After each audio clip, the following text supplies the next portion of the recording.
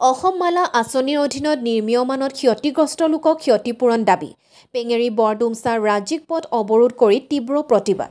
পেঙেৰী বৰডুমছা পথ অৱৰোধ কাৰ্যসূচীত স্থানীয় দল সংগঠনে কৰিলে পূৰ্ণ সহযোগ দল সংগঠনৰ লগতে বুঢ়ীদিহিংবাসী ৰাইজৰ দাবী অসম মালা আঁচনিৰ ক্ষতিগ্ৰস্ত লোকক অতি সোনকালে ক্ষতিপ্ৰদান প্ৰদান কৰা পথ নিৰ্মাণৰ কাৰ্যত থলগিৰি লোকক নিয়োগ কৰা শ্ৰমিকসকলক সময়মতে মজুৰি দিয়াৰ দাবীৰে আজি এই প্ৰতিবাদী কাৰ্যসূচী ৰূপায়ণ কৰা পৰিলক্ষিত হয় ডিগবৈৰ পৰা বিনন্দ কোঁৱৰৰ ৰিপৰ্ট অল আছাম নিউজ 30 অসমৰ ক্ষতিগ্ৰস্ত পৰিয়ালক ক্ষতিপূৰণ প্ৰদান কৰক প্ৰথমে আমি আচলতে ক'ব লাগিব যে অসমমালা ৰাস্তাটো উদূৰ হুংগানৰ পৰা ৰবাৰীলৈকে এতিয়া যিটো বনাবলৈ লৈ আছে সেইটো কাৰণে প্ৰথমতে আমি চৰকাৰক ধন্যবাদ জনাব লাগিব আৰু ৰাস্তাটো অতি শীঘ্ৰে হ'ব লাগিব কিন্তু তাৰ সমান্তৰালভাৱে আমি আজি এইটো ক'ব বিচাৰিছোঁ যে হুংগানৰ পৰা ৰবাৰীলৈকে যিখিনি ক্ষতিগ্ৰস্ত অসমমালাৰ পথ নিৰ্মাণৰ কাৰণে যিখিনি পৰিয়ালৰ ক্ষতি হৈছে সেই ক্ষতিগ্ৰস্ত পৰিয়ালসকলক আজি তাৰিখলৈকে অসম চৰকাৰে প্ৰাপ্যখিনি প্ৰদান কৰা নাই যিখিনি ক্ষতিপূৰণ সেইখিনি ক্ষতিপূৰণ প্ৰদান কৰা নাই আজি আমি ৰাইজ আৰু আমাৰ বিভিন্ন দল সংগঠনে আজি প্ৰতিবাদ কাৰ্যসূচী আৰম্ভ কৰিছোঁ যে অতি সোনকালে যিসকল ক্ষতিগ্ৰস্ত পৰিয়াল এই ক্ষতিগ্ৰস্ত পৰিয়ালসকলক ক্ষতিপূৰণ প্ৰদান কৰিব লাগিব আমি বিভিন্ন সময়ত অসম চৰকাৰক বিভিন্ন সময়ত আমি জিলা আয়ুক্ত মহোদয়ক বিভিন্ন সময়ত আমি মহকুমাধিপতি মহোদয়ক আবেদন নিবেদন কৰি আহিছোঁ বিভিন্ন সময়ত আলোচনা কৰি আহিছোঁ যে অসমমালাৰ ক্ষতিগ্ৰস্ত পৰিয়ালসকলক ক্ষতিপূৰণ অতি শীঘ্ৰে প্ৰদান কৰক কিন্তু আজি তাৰিখলৈকে আমি দেখিছোঁ যে মুছলিমৰ কেইজনমান ব্যক্তিৰ বাহিৰে বহু সংখ্যক মানুহক আজি তাৰিখে 700 ঘৰতকৈ ওপৰ পৰিয়ালক আজি তাৰিখলৈকে ক্ষতিপূৰণ দিব লগা আছে গতিকে সেই আমি আজি আমি জোৰদাৰভাৱে আন্দোলন চলাইছোঁ এইটো কাৰণে যে অতি সোনকালে আমাৰ যিখিনি প্ৰাপ্য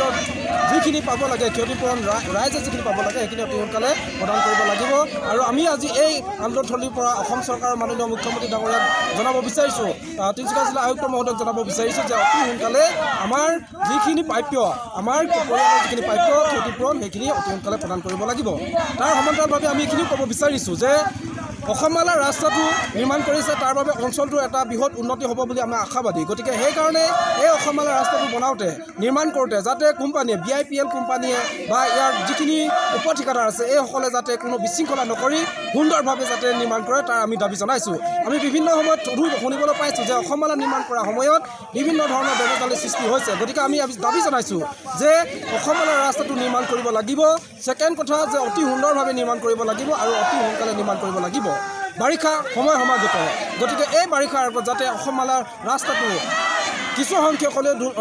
সুন্দৰভাৱে নিৰ্মাণ কৰি যাতায়াত সুচল কৰিব লাগিব আমি কোৱা নাই যে গোটেই ৰাস্তাটো একেবাৰে নিৰ্মাণ কৰক কিন্তু এতিয়া যিখিনি নিৰ্মাণ কৰি থৈছে এইখিনি এতিয়া এজাক বৰষুণ দিলেই যাব পৰা অৱস্থা নাই বাইক এখন যাব পৰা অৱস্থা নাই গাড়ী এখন যাব পৰা অৱস্থা নাই গতিকে আমি দাবী জনাইছোঁ যে বাৰিষাৰ কালৰ আগতেই মানুহ যাব পৰাকৈ গাড়ী যাব পৰাকৈ বাইক যাব পৰাকৈ ৰাস্তাটো সুচল কৰি দিব লাগিব তাৰ সমান্তৰালভাৱে আমি এইখিনিও ক'ব বিচাৰিছোঁ যে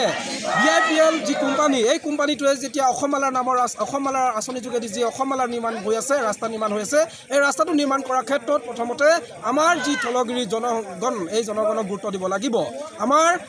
যিখিনি কৰিব আমি টেকনিকেলৰ মানুহখিনি কথা নকওঁ আমাৰ যিখিনি কৰিব পৰা কাম সেই কৰিব পৰা কামখিনি কিন্তু আমাৰ মানুহে কৰিব লাগিব আমাৰ ছুপাৰভাইজাৰ আমাৰ মানুহ হ'ব লাগিব আমাৰ কালভাৰ্ট ঠিকাদাৰ আমাৰ মানুহ হ'ব লাগিব আমাৰ বিভিন্ন সহায়কবিলাক আমাৰ মানুহ হ'ব লাগিব আৰু সকলোখিনি ক্ষেত্ৰত যিমানখিনি পাৰে সেই সকলোখিনি ক্ষেত্ৰত আমি আমাৰ মানুহ হ'ব লাগিব আমাৰ লোকেল মানুহ হ'ব লাগিব আমি মৰাণ ছাত্ৰ সন্থাৰ ফালৰ পৰা বা বিভিন্ন দল সংগঠনৰ তৰফৰ পৰা বা ৰাইজৰ তৰফৰ পৰা আমি দাবী জনাইছোঁ গতিকে পুনৰবাৰ মই ক'ব বিচাৰিছোঁ অসম চৰকাৰৰ মাননীয় মুখ্যমন্ত্ৰীক আমি পুনৰবাৰ ক'ব বিচাৰিছোঁ যে অসমমালাৰ অধীনৰ যি ৰাস্তা নিৰ্মাণ হৈ আছে ইয়াত যিখিনি ক্ষতিগ্ৰস্ত পৰিয়াল আছে এই ক্ষতিগ্ৰস্ত পৰিয়ালসকলক অতি শীঘ্ৰে ক্ষতিপূৰণ প্ৰদান কৰক আমাৰ ৰাস্তাটো নিৰ্মাণ কৰাৰ ক্ষেত্ৰত সুন্দৰ ৰূপত ব্যৱস্থা কৰক লগতে আমাৰ থলুৱা লোকক নিযুক্তি প্ৰদান কৰক